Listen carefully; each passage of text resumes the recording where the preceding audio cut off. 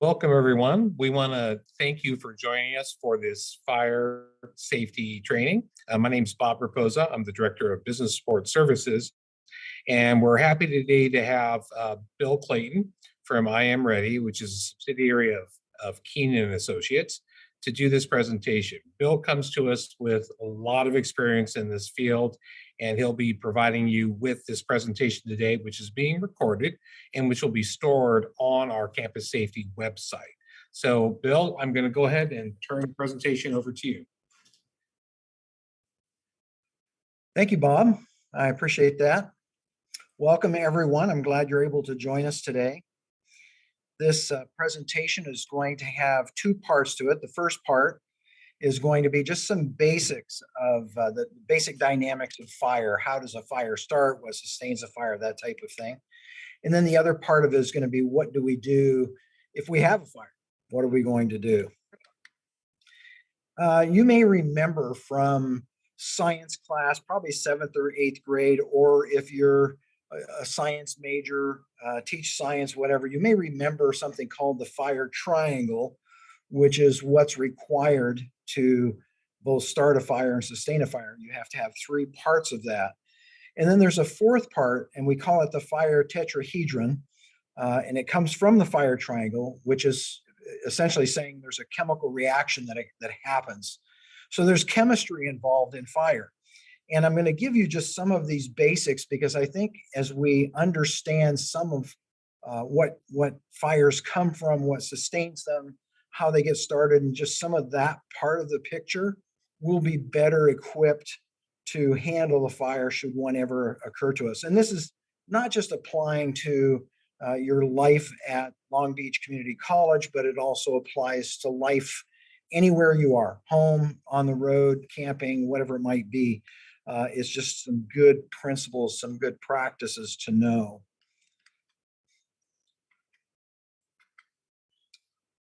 So some of the things that we have in this picture, we have fire and heat. That's heat of combustion versus heat release rate. Some of these words are a little bit technical. I'll dive into them a little bit as we go along. The next point we'll be covering will be fire ignition. What is that? We'll be talking about room fire dynamics, flame spread, smoke. So now we're going to just dive back into some of that in detail. So in fire and heat, you have to have materials for a fire to sustain itself. So what are those materials that are involved in that? Well, it's fuel, which could be wood. If you've ever been camping or have started a fire before, you need some kind of fuel. So that would be, for example, one of the most common ones would be wood. And then you have to have oxygen because the fire needs to breathe. And then you have to have heat to sustain a fire or to even get a fire started.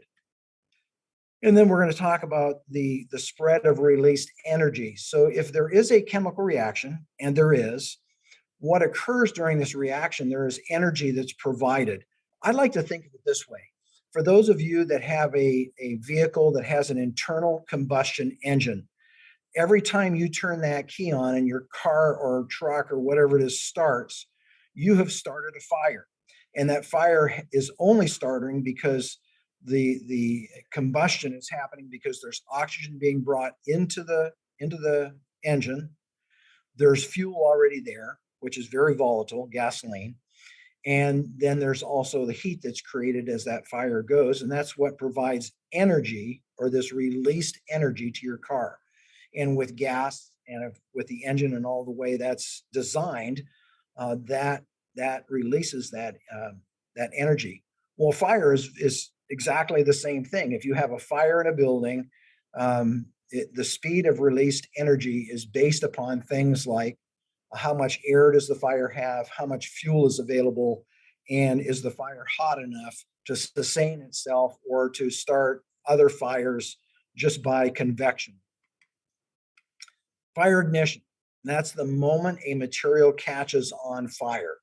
I like to ask the question, if you have started a fire before, and I'm not saying, this is not assigning guilt, but I mean, if you've intentionally started a fire, the moment that fire catches catches on or it starts, what you've just accomplished is you ignited fuel using oxygen and then heat to sustain or to start the fire. And then you have to keep those things present for that fire to continue. I can remember camping several times where we didn't put enough wood on the fire and it went down to coals. And then we had to add drier material, more combustible material to get the fire going again and to add wood. So that's what the fire looks for. When a material surface gives off enough combustible vapors at that range, that can also start a fire. So if we're talking about gasoline in a car, that gives off a vapor that if you have a confined space and you were to hold a match over the vapor, I'm not talking about even touching the gas, you'll have an explosion. And in colleges, we have different locations where there are combustible materials or vaporizing materials that could easily ignite under the ideal circumstances for a fire. And then what happens in a room? A fire surroundings are going to affect its intensity and growth. And in the room I'm presenting in right now at the college, at the Pacific Coast campus, I'm looking at the walls and really there's just a wall covering on it. There's not a lot of paper put up. There's not a lot of combustible material. This room, should a fire be started in here, would not do very well unless you had more combustible materials. It's designed that way. And also, of course, it's got fire sprinklers and fire sensors, and those would all go off and put out a fire pretty quickly. A fire climbs first, then it spreads out. So when you light a fire, of course, we all know the heat rises, and it's no different with a fire. So you start a fire, and that fuel that fire looks for more fuel, so it starts to climb, and then it spreads out. It's looking for fuel, not literally, but it's wanting to burn still, and so it's either heating fuel up or finding fuel to burn. There are toxic gases that accumulate and are very, very dangerous, even in an adjacent room. You could be in one room and the fire is in the next room. You could still have toxic gases that are seeping into that room you're in. So that's why when we get to what actions do you take, we're going to talk about getting out of there quickly and precautions that you can take. And then with flame spread, as the fire heats up the fuel, it can more easily consume it because, as I said, heat is needed for a fire. And if there's more fire present, there will be more heat. This allows a greater flame spread rate. And that's the variable in here, is how much heat is there, how much fuel is there to allow that flame to spread quickly. And then smoke. There's three things that really smoke are going to affect. One is going to be visibility. This is really one of the tough ones. Fire has the potential to obscure visibility of exits for people that are trying to escape a fire. And in most cases, the fire code in California at least says there's a certain height where fire signs are supposed to be placed. And if for some reason smoke got up in there, if there was some sort of catastrophic failure of the suppression system, whatever it might be, smoke could be covering those signs. So this is why we say always know where your exits are, wherever you are in the college. Well, for that matter, wherever you are in life. And then smoke detection, very important. So people rely on fire alarms and smoke detectors to warn them of a fire in their building. And the college is no different than that. And as they continue to retrofit, a part of the code is that they'll also be upgrading with their sprinkler systems and fire detection systems. And those all work together. And when those go off, what will occur is the fire department will receive notice that there's a fire alarm going off at the facility, and they'll respond quickly. And as you know, Long Beach City Fire Department is close by both of the campuses. And then the third thing is the ability for light to shine through the smoke. It really needs good quality emergency exit signs. They're crucial. You have them at the college, and they also have a battery backup. So if for some reason the power was either you lost power or somebody purposely turned the power off like the fire department may do, to eliminate electricity as a problem, those exit lights will stay lit for. Now we're going to talk about something and we talk about fatal fires at institutes of higher education. This is an interesting subject. I've done a lot of research to find good statistics. And about the best study I've found is a 15-year study. From January of 2000 through May of 2015, there were 85 fatal fires in dormitories, fraternities, sororities, and off-campus housing, resulting in 118 fatalities, which is an average of about 7 per school year.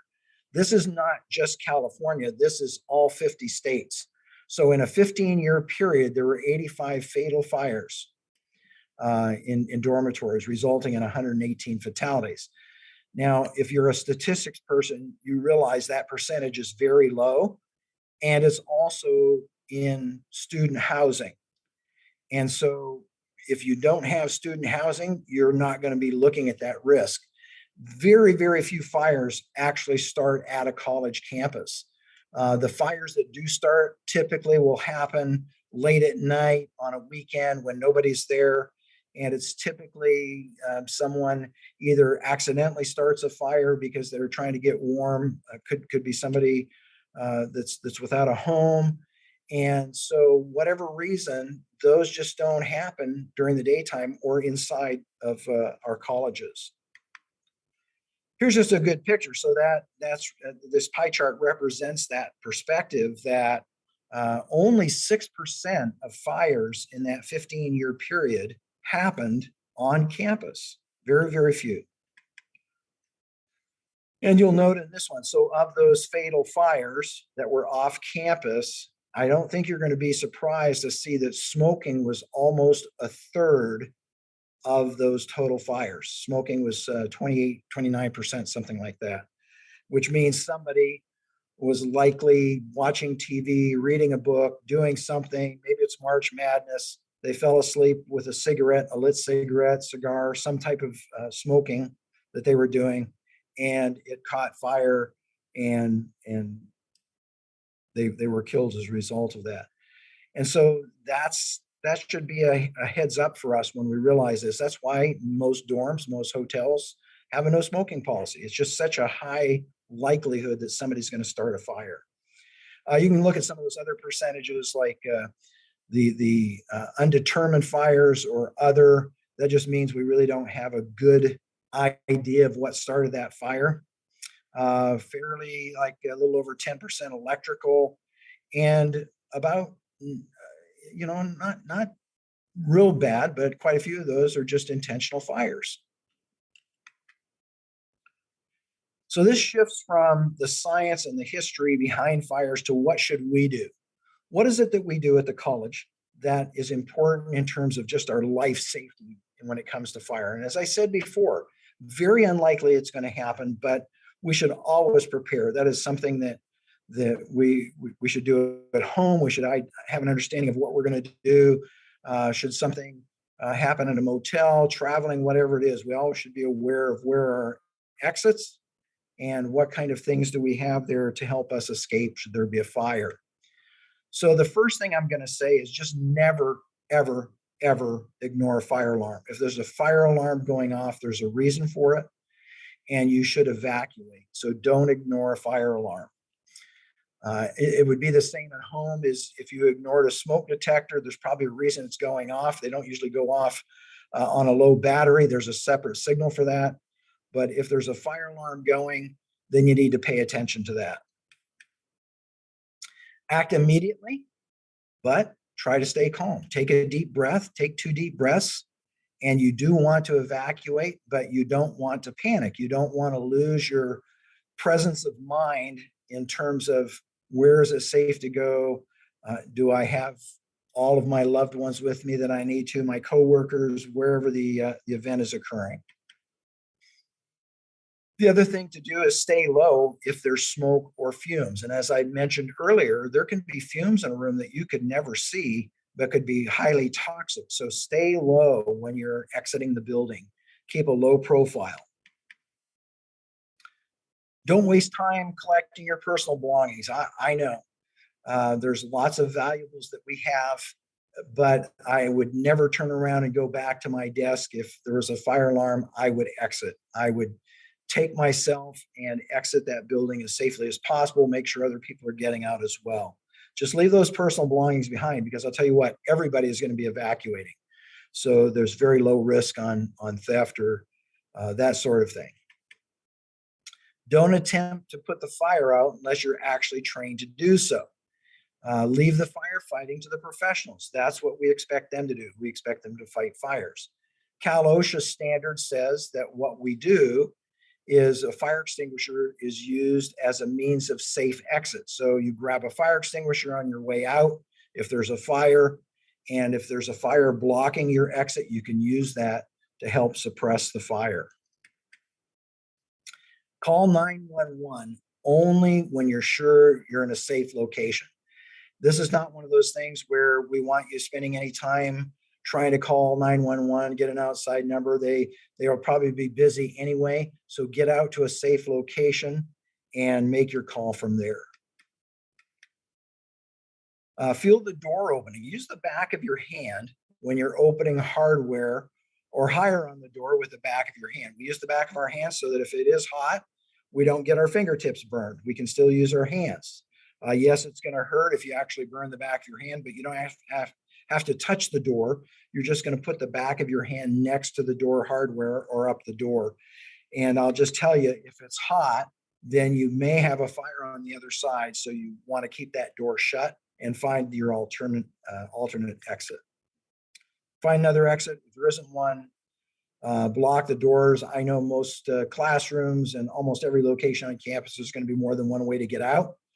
But let's just say you're in a motel someplace at a conference, and it's a 3-story motel. We do not want you jumping out the window. What you need to do is block the door, cracks and everything. You can use wet towels and just keep the smoke out of your room and wait for firefighters and rescuers to come get you.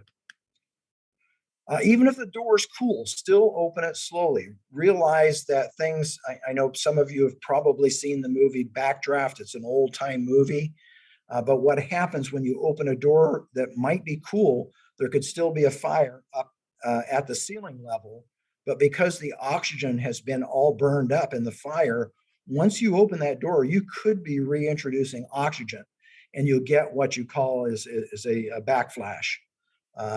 And the fire will jump out basically out the door to find the oxygen. And that's a very dangerous position to be in. If heat and smoke come in through the door you're trying to get out, close that door. Either find an alternate exit out or protect yourself in that room that you're in. If the hallway is clear of smoke, so if you're an upstairs hallway, obviously you're pretty safe to get out from that point. But if you're in an interior hallway and it's clear of smoke, just take your time and be purposeful in getting out of the building, out of the facility. Find the nearest fire exit and evacuate the building. Use stairs, never use elevators. So this is really important. There's a couple things that happen during a fire. In some cases, elevators actually are de-energized when the fire alarm goes off, and then they want everybody to use stairs. And firefighters have a key that they can use to activate or lock the elevator if they need to during a fire. But you don't want to use that also because the elevator shaft serves as a chimney and provides oxygen to the fire. So if you open those elevator doors, you're allowing oxygen back into that chimney, which is just going to be not too good. Stay low, avoid smoke, fumes, other superheated gases that may be overhead, and then close doors as you leave. And if there's a door that's been blocked open by a door closer, a door stop, pull that stop out as you leave and let the doors close. That will help contain the fire and deprive it of oxygen. If the alarm's not already sounding, some places don't have pull stations because the alarm's going to go off automatically because of the smoke and heat detectors, but feel free to pull an alarm on your way out if you don't hear it sounding. Move quickly to the open area. In just a minute or two here, Bob's going to come up and cover some of those areas for your campuses. Stay away from buildings, trees, power lines, any roadways. Stay away from the parking lots and places where fire apparatus may be coming in as well, because they need a clear path to get to the building. If your building has a designated assembly area and it's safe, then you need to head there. So Bob, do you want to take it from here?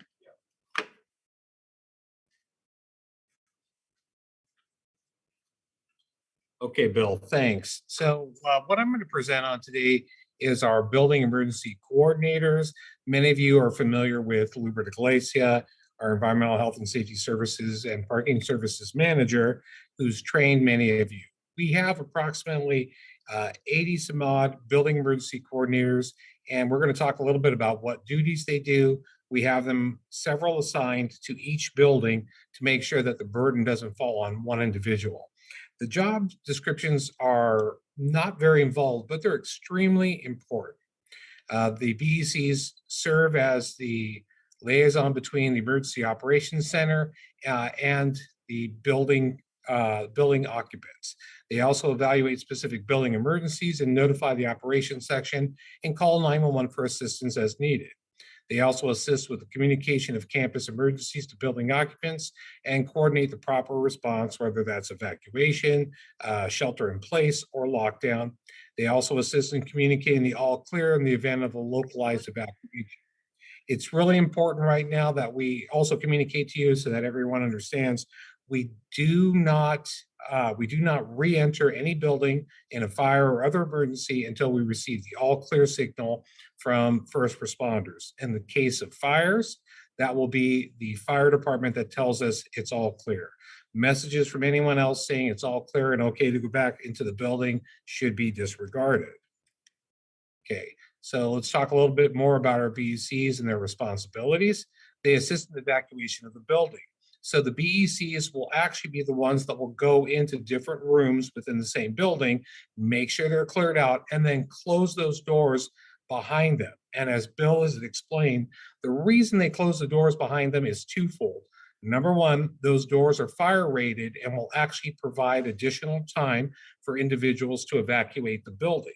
The second reason they close the doors is if there's a fire in there, it will deprive the fire of the oxygen and possibly extinguish or help to extinguish the fire. They'll also lead everyone who's assembled into the pre-designated evacuation assembly areas. And we're going to have a couple of maps that we're going to show here as well that will show those pre-assembled areas. They'll also check rooms, including restrooms, storerooms, and meeting rooms in the building to make sure everyone's evacuated and that, again, the doors are closed. They'll serve as a point of notification from supervisors, from staff for accountability, and report to the EOC, and notify our supervisors and staff that it's okay to return to the building when we receive the all clear. On your screen here, and I apologize, it's very small, this is the liberal arts campus evacuation areas. I want to point out that on our website, we have a campus emergency page. On that page, you will find copies of these maps. We can also email copies of these maps to you if you would like, and we can provide hard copies. In summation, though, these are real simple to read. You'll notice the large orange areas. Those are the areas where when you evacuate from a building, you will go to wait. You'll notice there are arrows flowing from those to the different buildings. Those arrows are not passive travel. They're just simply to show what evacuation areas are associated with each building. This is the Pacific Coast campus map as well that will show where you go to evacuate for fires and earthquakes and other emergency situations. Again, we're going to have these maps on the website. On the homepage of the district, at the very top on the center, you will see a triangle with an exclamation point in the middle of it. You click on that and it'll take you directly to our campus emergency page. Okay, one other important thing, we're going to put evaluation forms on that campus emergency page. If you're watching this video now or in the future, we ask that you please download that evaluation form, fill it out, and send it to either Lubert Iglesia or myself, Bob Raposa, at the district. Okay, I believe question and answer. We're going to take questions now. And if you have a question, if you could please put it in the chat And between Bill and I, we should be able to answer those questions. We'll give everyone a moment, and then Luber Iglesia will be checking the chat for questions, and we'll provide answers.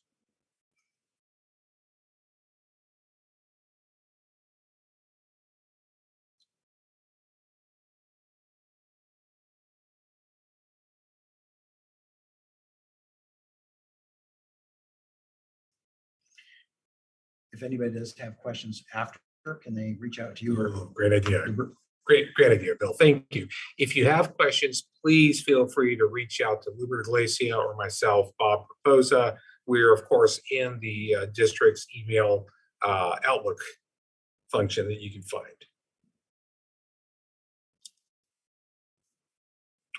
Okay, looks like we don't have any questions, so we're going to go ahead and.